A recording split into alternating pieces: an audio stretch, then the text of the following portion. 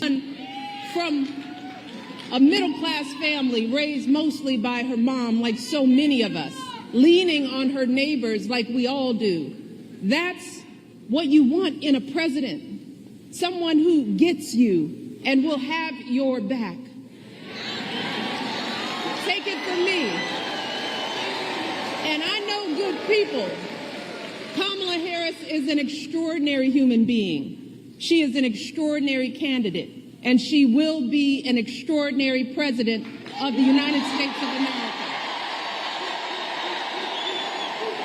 Mark my words, because I don't lie.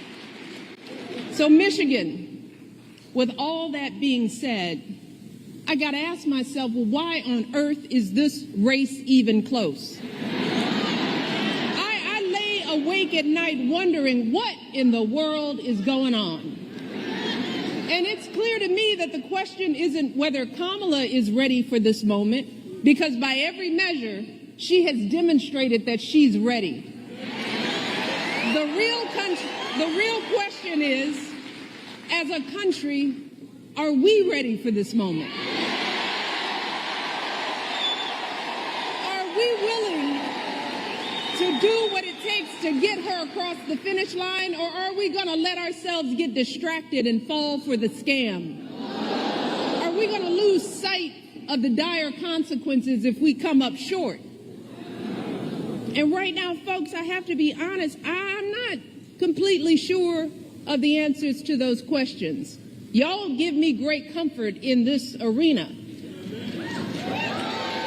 But this is a big country, and that's why all of my hope about Kamala is also accompanied by some genuine fear. Fear for our country, fear for our children, fear for what is coming our way if we forget the stakes in this election. And y'all, that's why I'm here today. And y'all know I hate politics. But I hate to see folks taken advantage of even more. So I wanted to do everything in my power to remind the country that I love, that there's too much we stand to lose if we get this one wrong.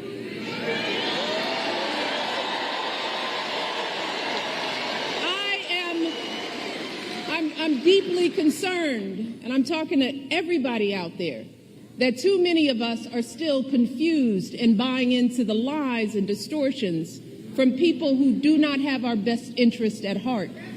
So I want to address some of these concerns head on. Because when you lay out the options, this choice isn't even close. But whether it's online or in the media or in our social circles, there are folks who say they're not sure about Kamala. They accuse her of not providing enough policy detail. Some wonder, do we really know her? Is she too aggressive? Is she not aggressive enough? There are folks sowing seeds of doubt about whether she's who she appears to be.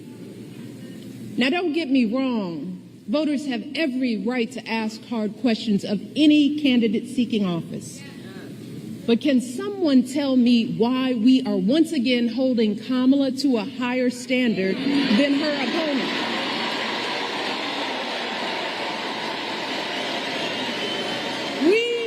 We expect her to be intelligent and articulate, to have a clear set of policies, to never show too much anger, to prove time and time again that she belongs.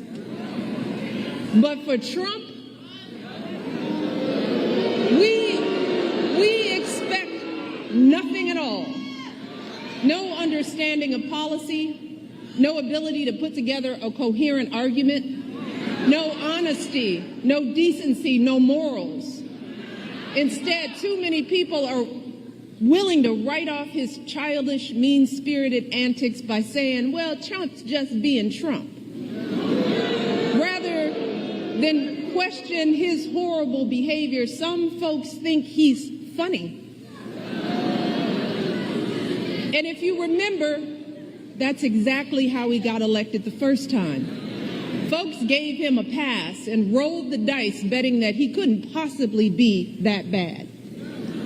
And then there were those folks who didn't think it really mattered who the president was, if you can believe that. And still others who thought it'd be a good idea just to blow up our entire democracy. Let us not forget how badly that worked out for all of us. Let us not forget the incompetence and the corruption, the chaos that was the cornerstone of his entire 4 years in office.